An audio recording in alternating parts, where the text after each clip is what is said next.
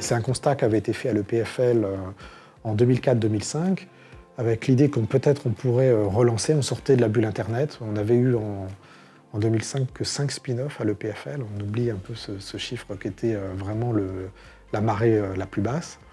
Et on s'était dit, on va mettre en place des systèmes de financement pour encourager les jeunes à se lancer, parce que si on ne les encourage pas, nous, ce n'est pas le secteur privé qui va le faire.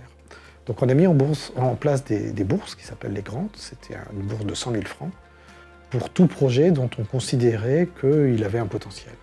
Et quand on se disait qu'il avait un potentiel, on essayait avant tout de voir la motivation de la personne. Parce que le marché et la capacité de faire d'une invention, d'un prototype, un produit, c'était trop tôt. Et on a pris beaucoup de risques et on s'est dit, on va lancer. On a eu le soutien d'une banque suisse. Et on a pu lancer ce programme en 2005, qui, grosso modo, correspond à attribuer une dizaine de bourses par an. C'est à peu près le chiffre qu'on a. Donc en 15 ans, on a donné un peu plus que 130 bourses qui ont contribué à la création de 80 startups qui, elles-mêmes, ont levé plus de 380 millions de francs suisses. Donc il y a cette partie d'amorçage.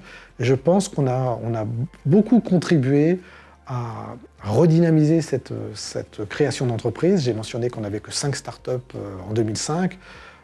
L'an dernier, on était entre 20 et 25.